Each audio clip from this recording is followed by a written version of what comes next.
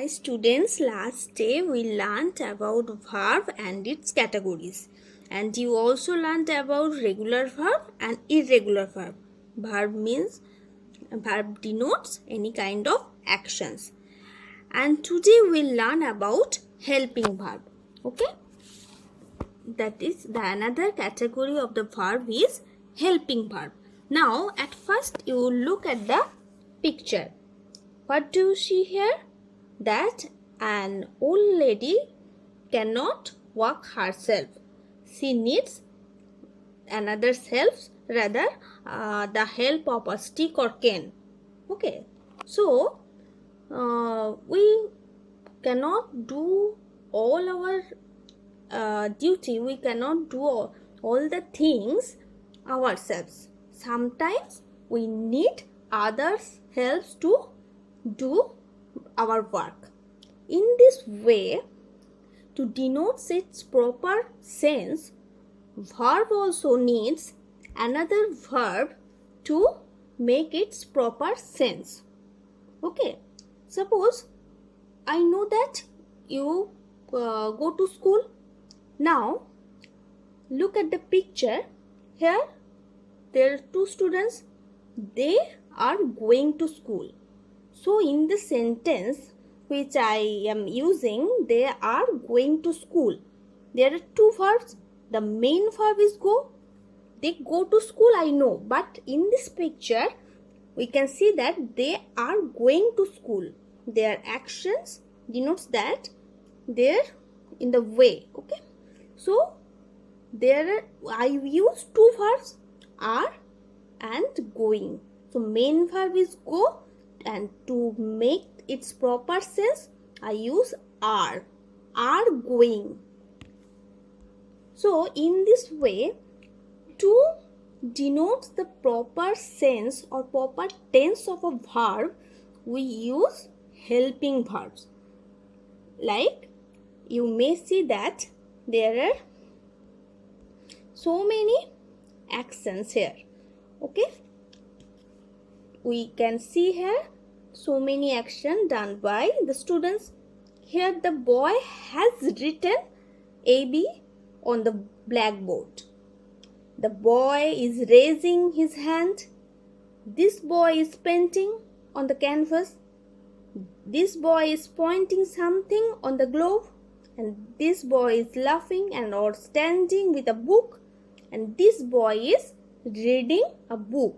So to express the proper sense of the action, we use two verbs at a time. One is main verb like write, raise, paint, sew, stand, read, and the other are helping verbs like has, is, in this way. So to make proper sense of any action or to indicate the tense of the action properly, we use helping verbs. And you know the categories of helping verbs here you can see. And what is the another name of helping verb? Do you know? The another name of helping verb is auxiliary verb. So there are two types of auxiliary, primary auxiliary and modal auxiliary. And primary auxiliaries are be verb, have verb and do verb. And another category is modal auxiliary. And we will learn in detail about modal in your next class. Okay. So let's learn about be verb. Be verb. What are the be verb? Am, is, are. Am, is, are, was, were. Being, been, will be. Have verb, has, had, have. And do verb, do, does, did, will do. Okay, and we use these types of that's mean primary auxiliary, this helping verb to express tense, mood or voice of a tense of a verb. Okay, and now look at your book. I always tell you to follow the coloring box in your book. So here you have to follow this be verb, present form and past form. Be verb am, is, are, was, were. Have verb has, have, present form and had, past form. Do, like that. Present form is do, does. When do we use does? In case of third person singular number, we add s or vs with the verb. Okay. So in this way, do verb we use present tense do and also does in case of third person singular number, and past form is of course did. And you also remember this format.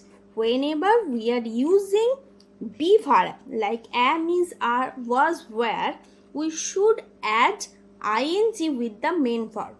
I have already told you that we are using to indicate the proper sense of action. Sometimes we use two verbs in a sentence, and one is main verb and another is helping verb. And whenever we are using be helping verb, we should add ing with the main verb. Like I am reading the newspaper, the student is listening, now you are watching my video. So in this way, whenever you are using be verb, you must use ing with the main verb. Is that clear to you? And another thing is very important, that is there are three forms of a verb, of a main verb, okay, of a finite verb. There are three forms, that is present form, past form and past participle form. Like go, went, gone, write, wrote, written. Okay, so you have to memorize all these three forms of a finite verb. And why? Because whenever we are using have verb, have be verb like have, has, had, okay, helping verb like have, helping verb, has, have, had, we should use past participle form of the finite verb. So the main verb should be past participle and helping verb has, have, had. Is that clear? And also look at the do verb. Does, I already told you, does use third person singular number in case of present tense. Do also with first person and second person in case of present tense. And did in case of past tense we use did. And when always after using do verb, the main verb is always present form. Okay, after using do verb, the main verb always be in present form. And whenever we use the do verb to indicate the negative sentence or to make a question, we use do verb. Negative sentence means I don't like it. Okay, so I do not like. So here with the negative word we use do verb. And did you see the previous video? Did you see the previous video? So here I am making a questions with the word did. Did you make? The main verb is did you watch? Sorry, did you watch the previous video?